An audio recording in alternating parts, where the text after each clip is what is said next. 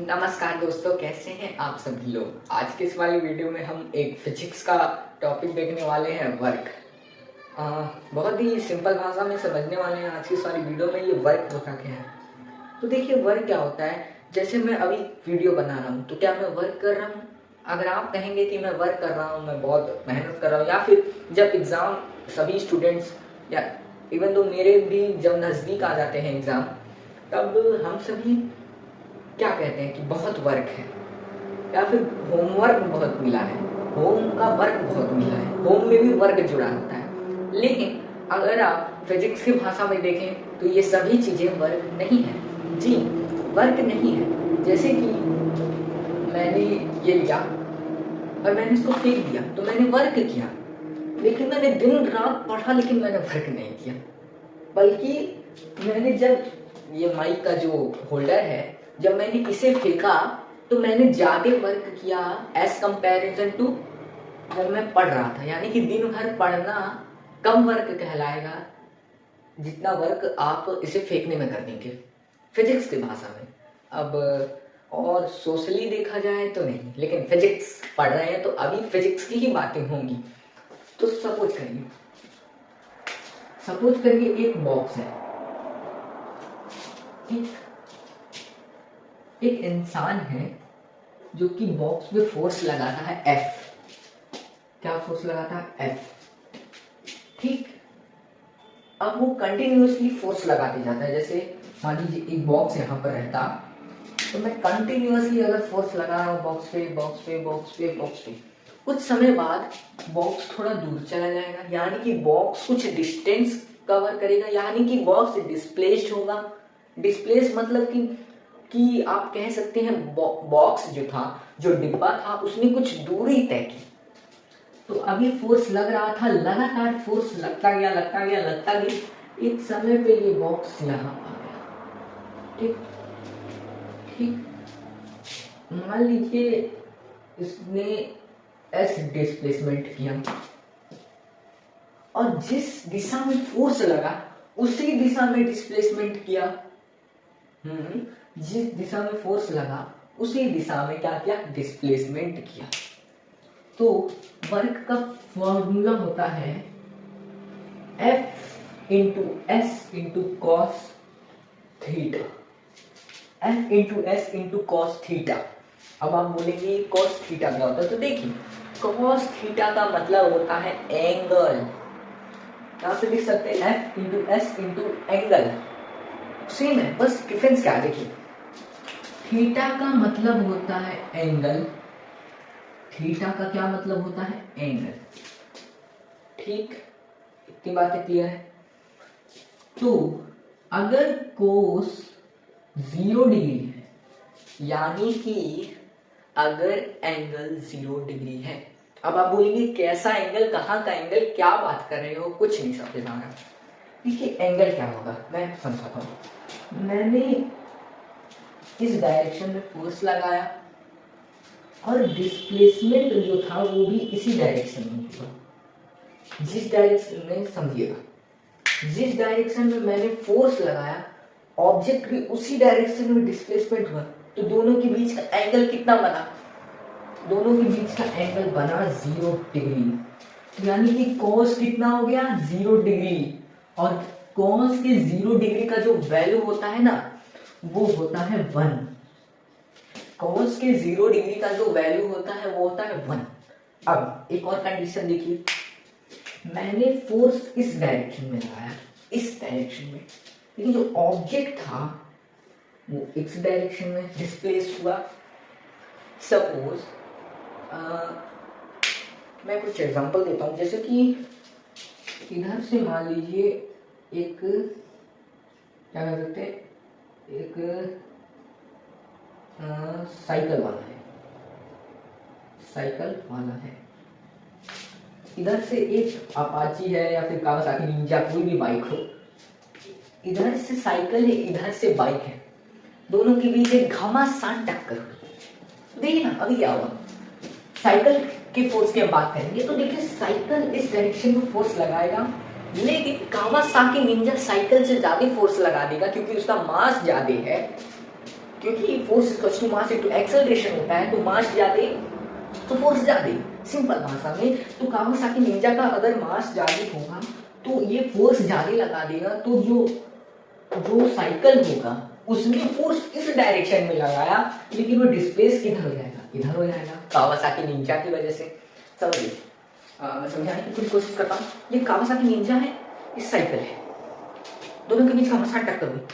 अब ये जो ब्लू वाला मार्कर है, ये सब कुछ करिए साइकिल है, तो ब्लू वाला फोर्स इस डायरेक्शन में लगा रहा है, इधर बोले तो लेफ्ट, और कावासाकी निंजा भी है, लेकिन कावासाकी निंजा ज्यादा फोर्स लगा देगा और वो साइकिल को पीछे ढकेलता चला जाएगा। तो देखिएगा फोर्स इधर लग रहा है, लेकिन ऑब्जेक्ट इधर डिस्प्लेस हो रहा है, तो दोनों फोर्स इधर ऑब्जेक्ट इधर, तो फोर्स और जो ऑब्जेक्ट का डिस्प्लेसमेंट है, फोर्स का डायरेक्शन और ऑब्जेक्ट का डिस्प्लेसमेंट का डायरेक्शन, दोनों के बीच कितना एंगल बन रहा है, 180 डिग्री।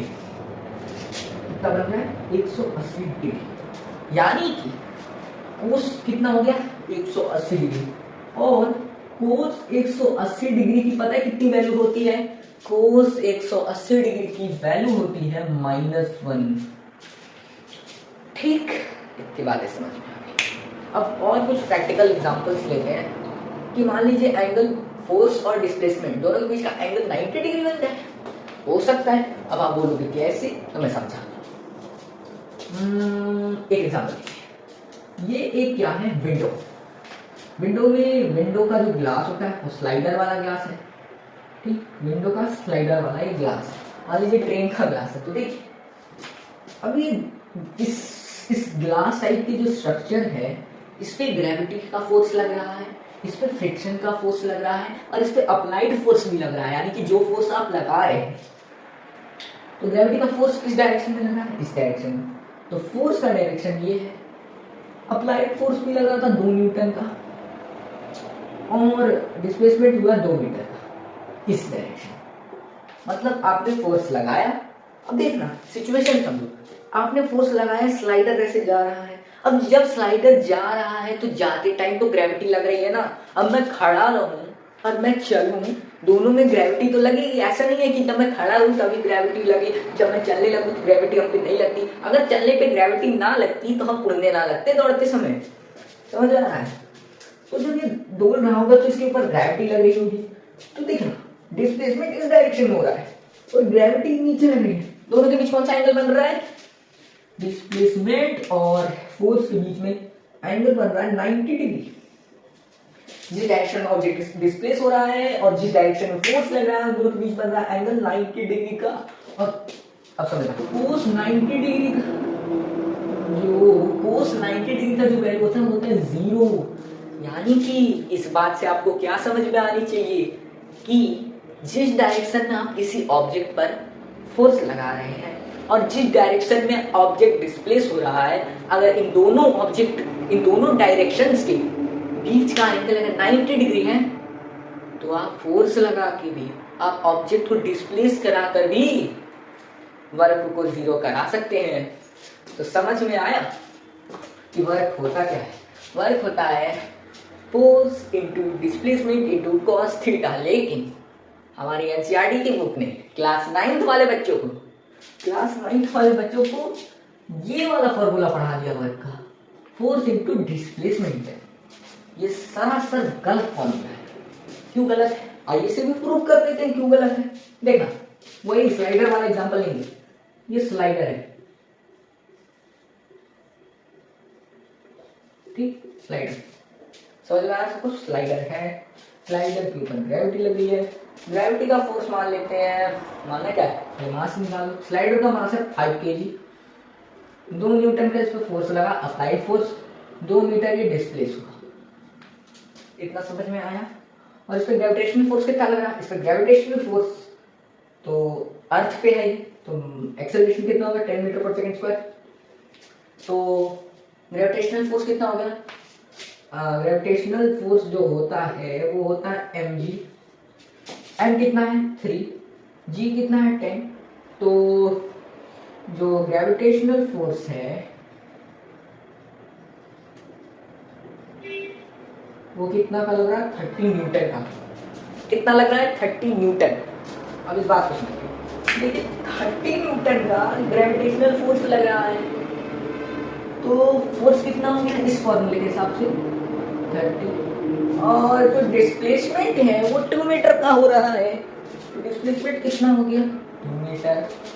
तो हमारा जो वर्क आ गया वो कितना आ गया 60 जूल। बोलो हाँ, जूल क्या होता है भैया, जूल होता है ऐसा यूनिट वर्क का।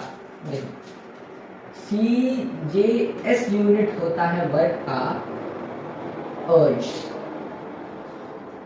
SI यूनिट होता है वर्क का जूल। 1 जूल बराबर कितना होता है ये मैं बता दूं, ये बता देते हैं। देखिए जब 1 न्यूटन का आपने फोर्स किसी ऑब्जेक्ट पे लगाया, जब आपने 1 न्यूटन का फोर्स किसी ऑब्जेक्ट पे लगाया और उस ऑब्जेक्ट ने 1 मीटर डिस्प्लेसमेंट उसी डायरेक्शन में किया जिस डायरेक्शन में आपने फोर्स लगाया, तो वहां पे वर्क हुआ 1 जूल का। 1 Newton force when applied to a 1 Newton force when applied to an object and object displaced for a 1 meter in the direction in which force is applied, then on that object 1 joule force is applied। Simple सी बात समझ आ गया। 1 joule का तो आपको सब समझ में। अब इधर वो कॉन्ट्राडिक्ट कैसे करता है, वर्क इक्वल्स टू होता है फोर्स इनटू डिस्प्लेसमेंट। फोर्स का वैल्यू रखा, डिस्प्लेसमेंट का वैल्यू रखा 60 जूल, हमारा क्या आ गया 1। लेकिन 60 जूल आंसर नहीं है, लेकिन इस फॉर्मूले में ला दिया आंसर। गलत लाया भैया, सही आंसर देखना हमारे वाले फॉर्मूले से क्या है, FS cos थीटा।